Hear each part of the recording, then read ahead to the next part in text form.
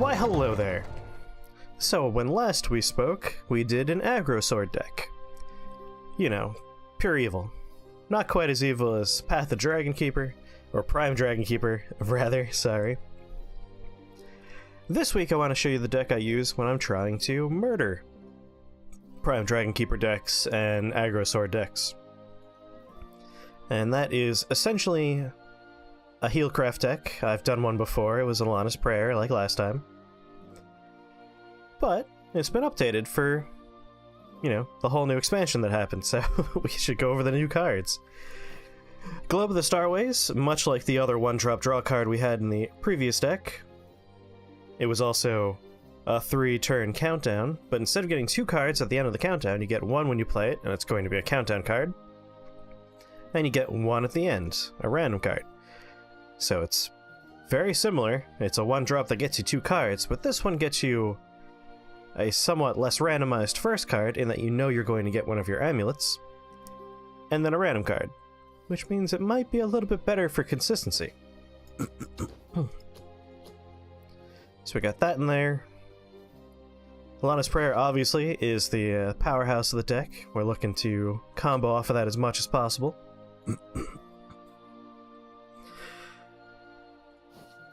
When we use Globe of the Starways, we're hoping to get Beast Call Arias, or other Globes of the Starways, or Tribunal of Good and Evil, a nice removal card. But the real new element of this deck is that we have Aether the Whitewing, one of the 2 new legendaries for Havencraft. What's fun about Aether the Whitewing, oh my god, I apologize. Aether of the Whitewing, there we go, I could talk, is what turn you play her on will determine what we're going to get out of her, because she immediately pulls the highest cost follower in your deck that's equal to or less than the number of play points you have. So if we play her on turn 6, we are guaranteed a Tenko, which is an amazing thing to get if we already have Elana's Prayer down, because anything that's already able to attack will buff everything. Not to mention that Aether of the Whitewing is already buffing our health and all the minions on the table. So, a great combo for turn 6. But if you play it on turn 7, you're gonna get Moon, which is a good storm card. Or, if you play it on turn 10, you're guaranteed a Heavenly Aegis. So Aether of the Whitewing, depending on what turn you play it, and since you're the one in charge of playing it, you could control what combos you're going to get here. We only keep 1 Moon and 1 Heavenly Aegis because, you know, we're mostly looking to take advantage of Elana's Prayer and the various healing cards in the deck, including a Healing Prayer to reduce countdowns on some of our Beast Call Arias and Globe of the Starways. Priest of the Cudgel is here exclusively to remove all of the tiny annoyances that our opponents are playing. Themis' Decree takes care of the I just played 3 Prime Dragon Speakers on my turn, and you can't attack any of them. Doesn't matter, they're gone now. We destroy them all. Same thing with Tribunal of Good and Evil. If your Swordcraft opponent plays Slacker Angel, Tribunal takes care of it. They play Prime Dragon Speaker, Tribunal takes care of it. So the deck is built around controlling your opponent, using Blackened Scriptures to banish things, Tribunals to get rid of things you can't target, Themis to get rid of the board, Priest of the Cudgel to double trade. We have plenty of removal, both targeted and non-targeted. We have a big win condition that we can get through Aether of the Whitewing on turn 10. You could put 2 Moons in here, that'd be fine. And everything else is just built around the idea of buffing your minions through Elana's Prayer. Yeah, that's pretty much it. Let's see how it plays. Alright, let's head into our first match, which is against everyone's new favorite opponent, Dragoncraft.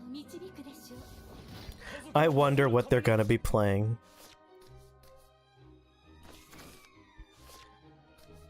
So, up against Dragoncraft, we want to try and grab honestly, Themis' Decree is an important one. They're not really big on the smaller minions early on. They want to ramp up and go right into Prime Dragon Speaker and then start dropping the little boys. So their first few turns, let's just destroy his face, don't matter so much. We could take 1 or 2 damage a turn for a little while, we're gonna heal it back anyway. It doesn't matter. What we do want are our blackened scriptures. Priest of the Cudgel can be good, but the ideal situation for us, as we build a nice little 1, 2, 3, 3, is right here. We want to banish anything that could ramp them. If we could deny them ramp, we slow down their win condition. And we could definitely do that with this hand. Boy howdy. So, goodbye. That's one evolution point they don't get. Oh, look at that. And by evolution point, I of course mean play point. Let's do it again. But this time, let's do it with Priest of the Cudgel.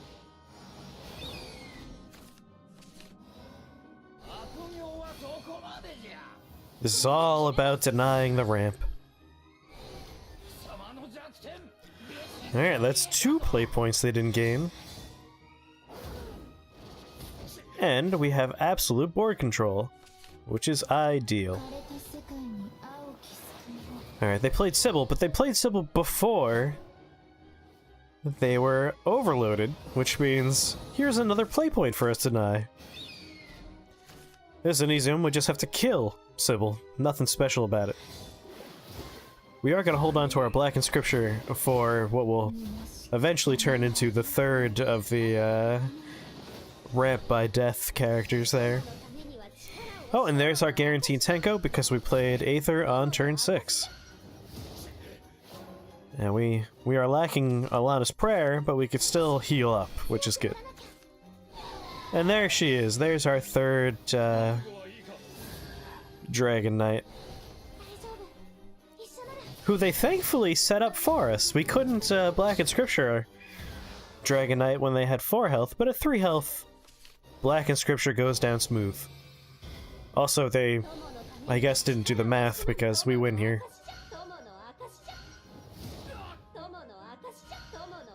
We'll just heal back up to 20 and murder them.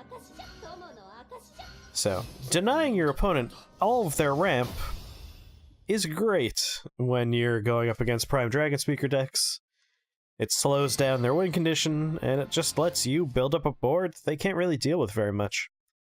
Alright, how about some Forestcraft? There she is. A fairly popular deck as a counter to Prime Dragon Knight and Aggro Sword. Not the most effective one, but, you know. It's nice because it's good for players that don't have that many legendaries. You can make a very efficient Forestcraft deck these days using just rares and some, you know, I guess epic? I don't remember the names for all the different rarities. I play too many different types of card games these days. So, nothing surprising so far. They're building up all the fairies in their hand. Thankfully for us, we finally get to play on Alana's Prayer after last game where we didn't draw into it. And we have Aether the White Wing in hand. So, I could have been playing minions, but I'm personally waiting for a certain countdown amulet to pop for maximum value. Because now, I can buff everything twice.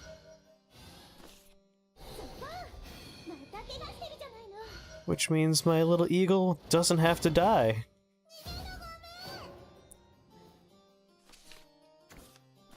And what's also nice about this is next turn, we could drop down Aether, and we're guaranteed a Tenko. And we'll have 2 minions ready to attack. Did I say 2? We'll have 1 minion ready to attack. But hey, I'm not gonna complain when they go out of their way to clear their board for me.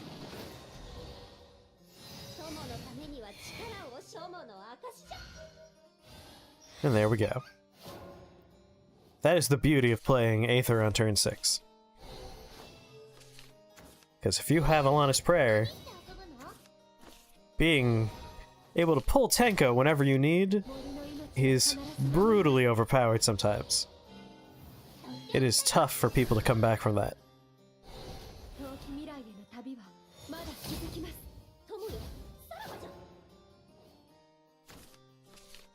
Got another Beast Call, no reason not to toss that down.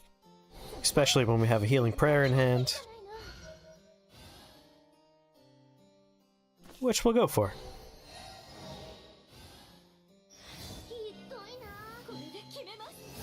And that lets us dump a whole lot of damage on the table.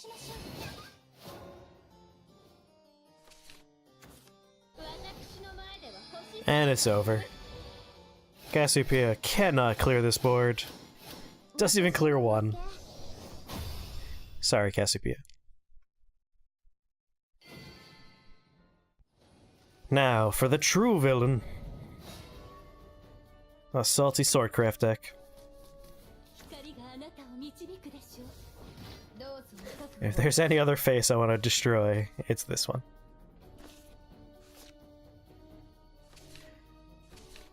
So, always keep Elana's Prayer if you have it. There's no reason to not keep that in your opening hand.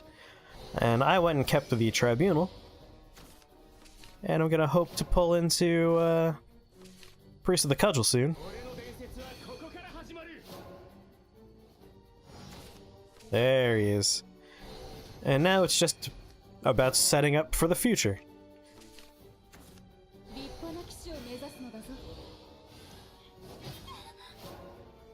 Alright, no reason not to play Elana's here. Now the one problem with going first is Priest of the Cudgel needs to be played on turn 5 and not turn 4. Which can be pretty tough sometimes. And the scary part about playing this deck against Swordcraft is your health is a resource you're going to have to gamble with sometimes. You're always going to have to keep in mind how much burst can my opponent do at this turn.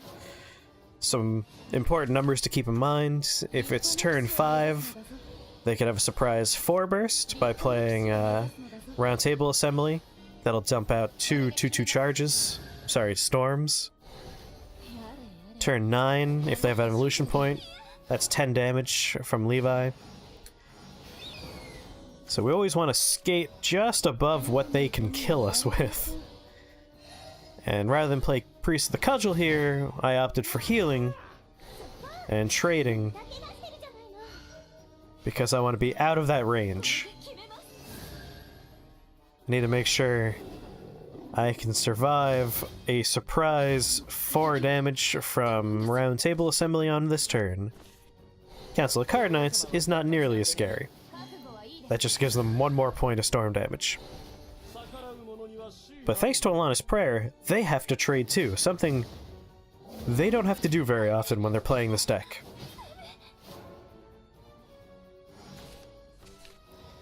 But if there's one thing this deck is good at, it's healing out of range.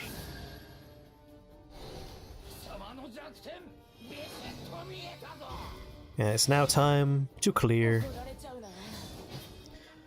And the nice thing about having a Tribunal on the table, if they play a minion, they have to be willing to lose the minion. It's just a Council of Card Knights though, which is not scary.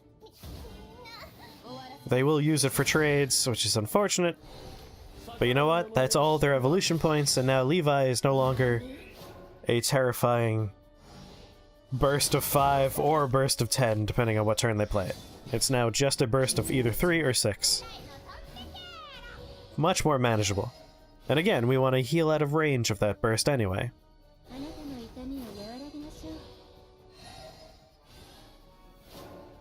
This also makes it much harder for them to clear.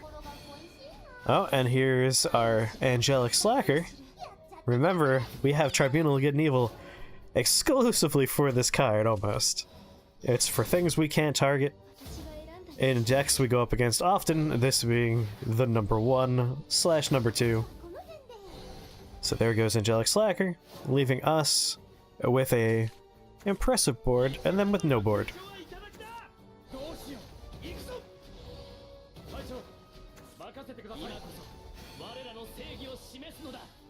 And nothing with Storm, so we can take our time here. And of course, Heavenly Aegis is what we want to play now.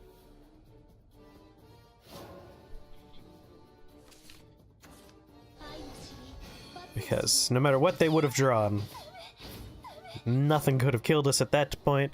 Now we're in the danger zone, though.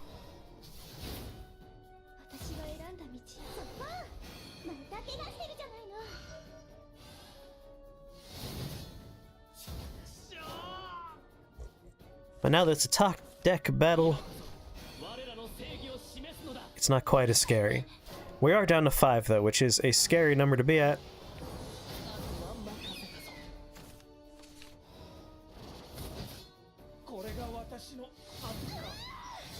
In our top deck war here. But thankfully, they don't have anything in their hand that they can do 5 damage with without evolving. So we're okay. And we win. That's the scary play of this deck. Using your health as a resource can be frightening. And now, for our final matchup, Runecraft. Because of the top 2 dogs being these aggressive decks, control decks like Runecraft are very popular. I know I play a couple of variations on D-Shift these days as well. And it is not a great matchup for this deck.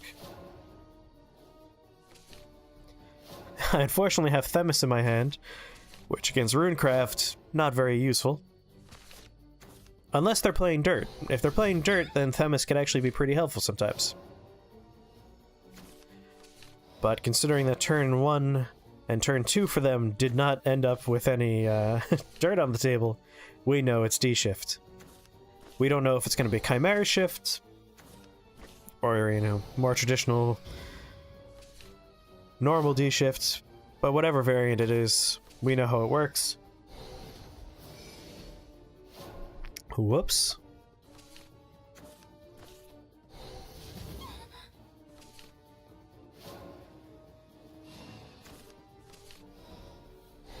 Sorry, my phone was going off on me.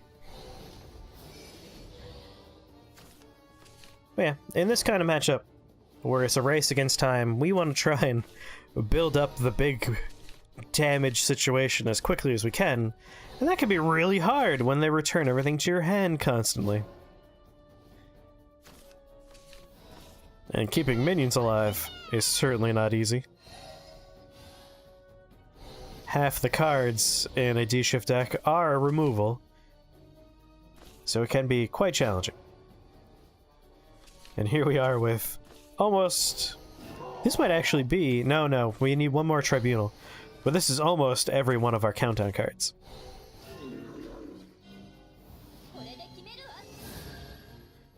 Alright. Nothing scary here. We do have our Priest the Cudgel in hand. So nothing to worry about. We'll go ahead and start buffing some folks and clearing the board.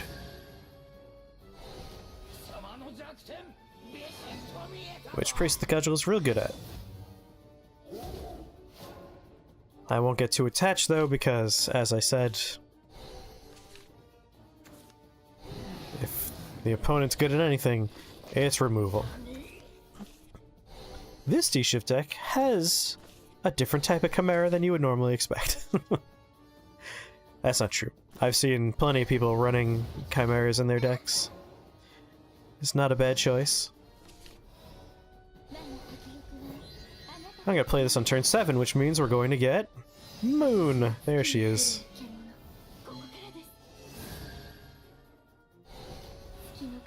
I'm basically just fishing right now to get rid of some removal cards from their hand.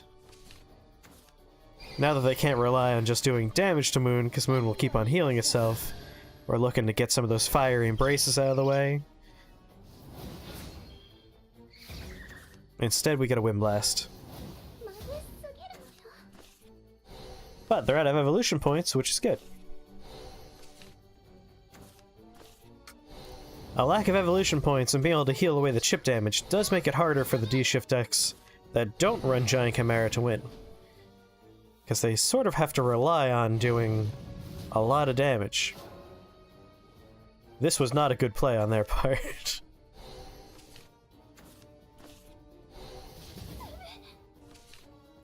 A good rule of thumb, if you are playing a D-shift deck, is wait until you know you could win before you commit.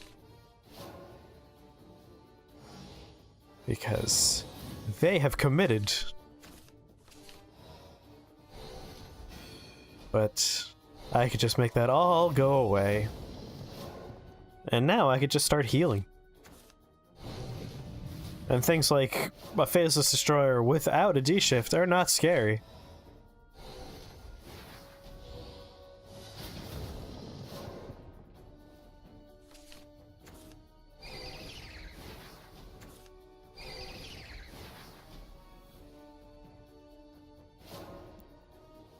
So they are, I think, out of win conditions now. They could D-shift again and again, but unless they have minions that could do damage, that doesn't mean much.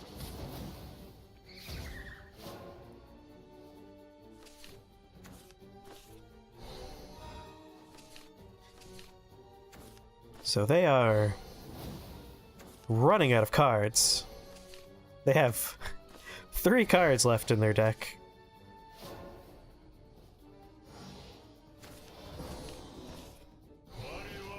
We, meanwhile, still have half our deck. And we have a 10/10 Heavenly Aegis. So we have lethal on the board for next turn. 2 cards left in deck.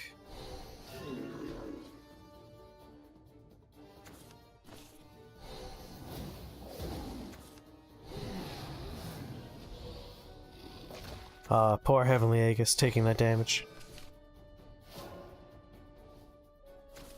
Aha, we draw into a Blackened Scripture. We already had a Tribunal in hand, so we can clear the board and do 11 damage to face. 1 card remaining. 0 cards remaining. And they D-shift themselves to death.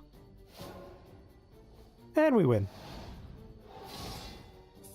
The end. What a fun deck. I love this deck.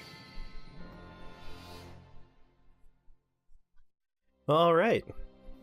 Wasn't that fun?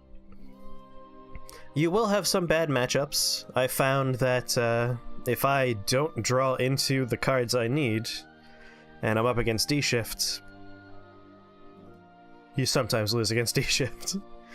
However, because we can just sit here and not play minions, and just focus on our removal cards when they do, and push for getting Aegis on the table as soon as possible, which is possible thanks to having 3 Aether of the White Rings. It's kind of like having 4 Heavenly Aegises in the deck. It's doable. You could still definitely beat D-shift, it's just not a very good matchup for you. Against Prime Dragon Speaker, I've had great success. There's nothing better than removing all of their ramp and making sure they can't ramp. It's my favorite thing to do, as you saw. Agrosaur could be problematic, but if you have a decent draw, doesn't even have to be a perfect draw, just a decent draw, you could still take care of the problem. It's really, other control decks can sometimes be an issue, especially if they have things that can get rid of amulets. That could be a problem. But, like I said, great success against what you're running into almost every other time you play, which are the 2 top meta decks, Agrosaur and Prime Dragon Speaker. Anyway, hope you had fun. I'll see you next time. And if there's anything you want to see, any specific decks, comment, let me know. I'm always looking for new things to play. Alright, bye-bye.